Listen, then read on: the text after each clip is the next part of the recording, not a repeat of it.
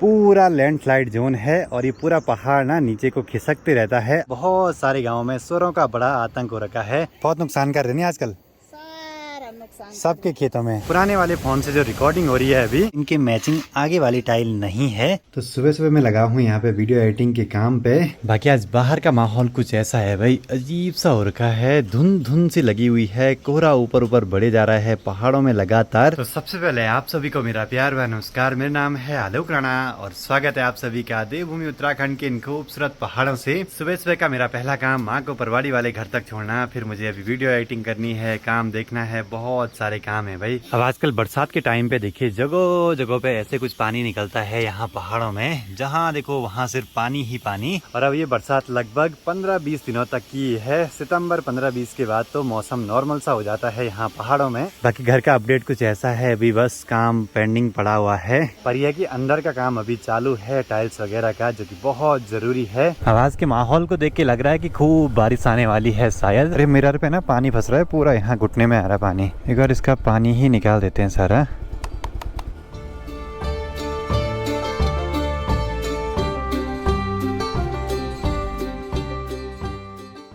ठीक ठाक भयंकर क्या कि रोड के हाल तो बड़े बुरे हो रखे हैं, क्या ही बोले भाई। पर यह है कि हमारा डेली का आना जाना लगा है। चलो जी, मुझे वापसी जाना पड़ेगा काम वगैरह देखने के लिए। और आज तो घर पे पापा जी की हालत भी खराब हो रखी है, आजकल वायरल फीवर चल रहे हैं, तो फिर काम देखना बड़ा जरूरी है मुझे ही। अब यहाँ देखिए आजकल खूब सारा पानी आ रहा है धरुड़ी के गदरे में भी भाई। यहाँ पे एक पानी का डब्बा तो रखा हुआ है, थोड़ा सा धुलाई कर देते हैं बाइक की। चलो डी, डब्बा तो यहीं पे रख देते हैं, किसी और के काम आएगा। बाइक धोने के बाद इस पर अजीब सी आवाज़ आ रही है।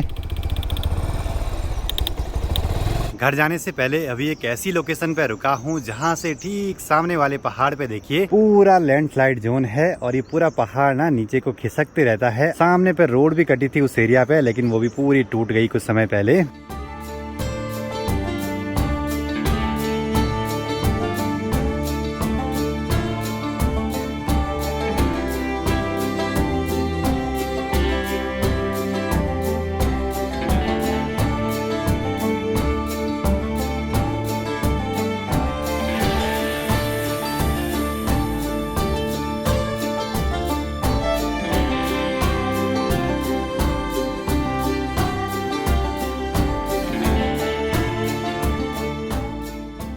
अच्छा, आप लोग का क्यों? मैं हम पौड़ी का। अच्छा, और ठीक ठाक। हाँ भाई ने भी वो गया था मधुमेश्वर गया था जरा। अच्छा, बहुत बढ़िया बढ़िया बढ़िया। ठीक है भाई, तब है, धन्यवाद है, देखना रहता है। चलो जी, यहाँ पे अपने एक भाई मिले पौड़ी गढ़वाल से, बोला मधुमेश्वर धाम की यात्रा पे आए थे उनके कुछ दोस्त। बाकी देखा आपने पहाड़ों के कितने बुरे हाल हो रखे हैं, प्रकृति के सामने किसी की नहीं चल सकती है। सामने का ये पहाड़ हमने बचपन से ऐसे ही देखा है, लगातार टूटते हुए। और कभी अगर गलती से पूरा पहाड़ नीचे आ गया ना, तो नीचे नदी में भयंकर वाली झील बन जाएगी फिर, और वहाँ बनती भी है झील कभी कभी। नहीं बेटा रे,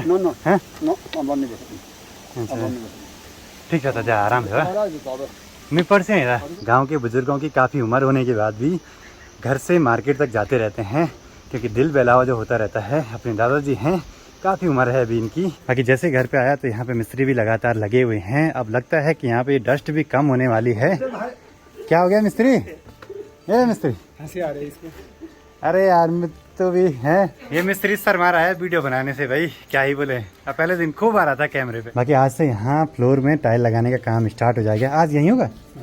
अच्छा, बाकी अंदर कमरों में तो लगभग काम कंप्लीट हो ही चुका है। फ्लोर का सारी टाइलें अंदर रख दी हैं ऐसे। अब आगे का ये फ्लोर काफी इसमें लंबी चाल है, तो इसमें काफी जल्दी काम होने वाला है शायद। बाकी यहाँ पे भी स्कर्टिंग वगैरह काट के रखी हुई हैं, जो कि कमरों में लगेंगी। ये 4 इंच की पट्टियां हैं। बाकी कमरों की टाइल का नाप तो बिल्कुल एक्यूरेट गया था स्कर्टिंग वगैरह मिला के। बाकी आप देखते हैं कौन सी टाइल कितनी कम पड़ती हैं या कितनी ज्यादा पड़ती हैं। बाकी पिछले साल तक हमने टाइल्स वगैरह लगवाई थी बजरी में, और इस बार डस्ट का यूज कर रहे हैं। ये थोड़ा बजरी से मोटा है, पर मिस्त्री जी बता रहे हैं कि यहाँ की डस्ट बारीक है। यहाँ बारीक है, यहाँ मतलब इससे मोटी होती है डस्ट।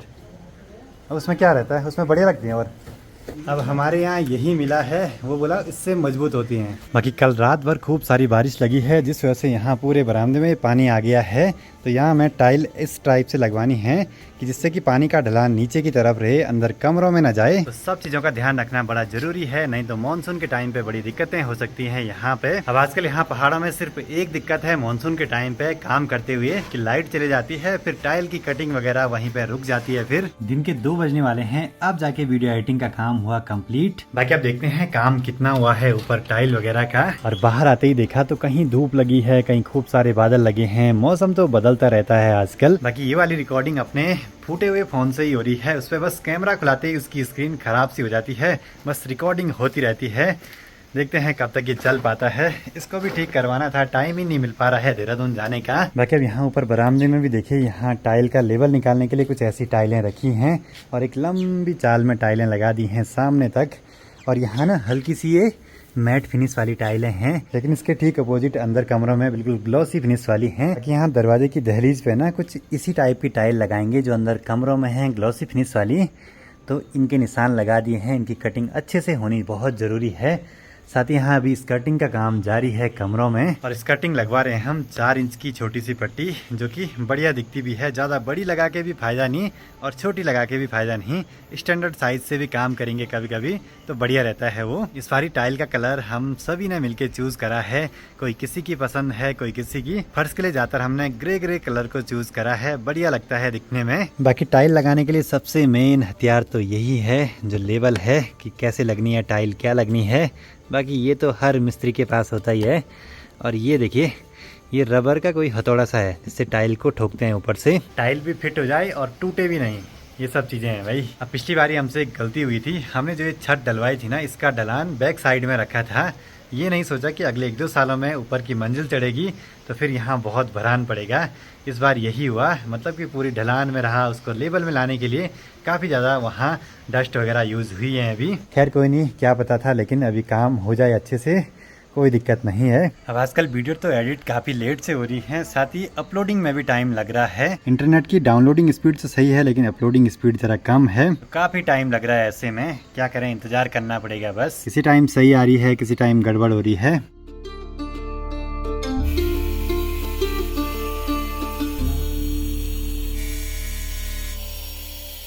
काम भी लगातार जारी है और दिन भर ये कटर का शोर तो आजकल चलता रहता है। मिलता ही नहीं है ना, किसी का मिल जाएगा वो बात अलग है। देखो ये कहाँ है, ये कहाँ है, अब इसको पलट के रखेगा तो उधर पैटर्न ही नहीं है। इन टाइलों में जो ये रेसे हैं ना, जो कि आगे को बढ़ रहे हैं, तो इनके मैचिंग आगे वाली टाइल नहीं है।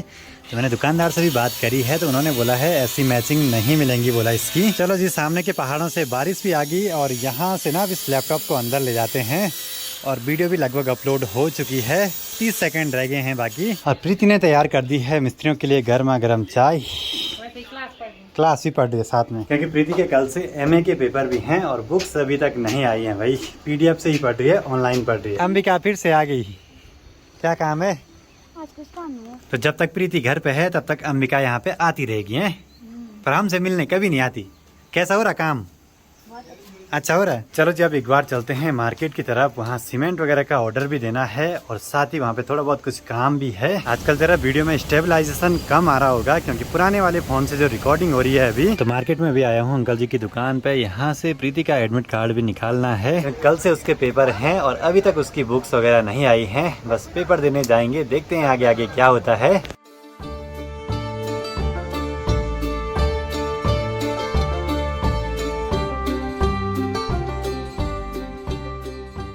चलो जी, प्रीति के एग्ज़ाम का एडमिट कार्ड भी निकाल दिया है। अब कल से उसके एग्ज़ाम है, तो उसको यहाँ से अगस्त्य मुनि जाना होगा पेपर देने के लिए। PG कॉलेज अगस्त्य मुनि, जहाँ से मैंने भी अपना ग्रेजुएशन करा था। चलो जी, जैसे घर पे पहुँचे तो माँ अभी पहुँच चुकी हैं, पर दिन भर माँ का ये झाड़ू हाथी पे रहता है। ले प्रीति, तेरा एडमिट कार्ड। Thank you. क्या हुआ ब्लॉगर? तो मेरा नंबर हम ऐसे डर गए थे ना, आप ऐसे आए। प्रीति कितना पढ़ा हुआ है? पूछ भी नहीं, क्योंकि किताब नहीं मिली हमको।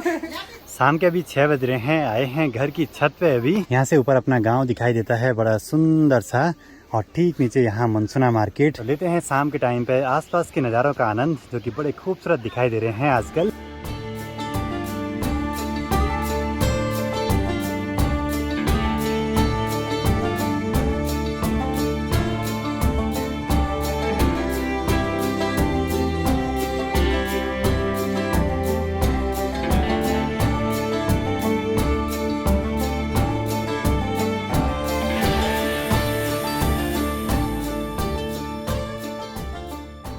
देखिए जी, आजकल गांव में ना सुअरों का इतना भयंकर आतंक हो गया है कि चारों ओर जो भी फसल हो रही है उसको नुकसान पहुंचा रहे हैं। लोगों का जो मकई है, मुंगरी जिसको बोलते हैं, उसका भी पूरा चपट कर दिया। पास में ही बहुत सारे खेत हैं, उनका भी पूरा नुकसान हो गया। और प्रीति अभी लगी है ड्रोन उड़ाने पे, क्योंकि इसकी प्रैक्टिस करवानी बड़ी ज़रूरी है ड्रोन पे। और आजकल सिर्फ हमारे ही गांव में नहीं बल्कि आसपास के बहुत सारे गांवों में सुअरों का बड़ा आतंक हो रखा है। जहां देखो वहां बस नुकसान पहुंचाए जा रहे हैं।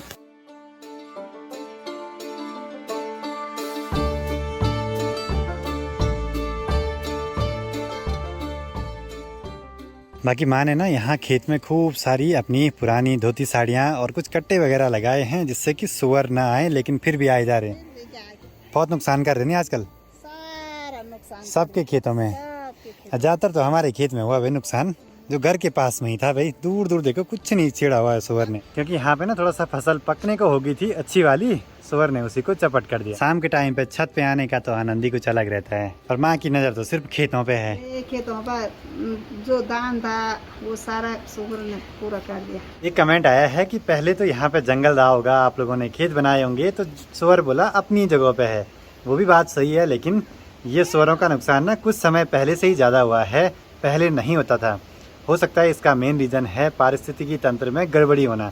अब जैसे क्या हो गया कि जो शेर बाघ वगैरह हैं वो कम हो गए हैं। जो यहाँ तेंदुआ पाया जाता है उसको हम नॉर्मली बाघ बोलते हैं, क्या हो? उसकी वजह से कुछ और जानवर बढ़ गए, तो फिर वो नुकसान तो करेंगे ही। नौकरी करा फटाफट हम्म, पैसे कमा वो पोंगड़े पड़े मी गदड़ तब मैं ले काम छोड़ मी वो बोल के पागल मी लोन आ रहा है अब समझ में।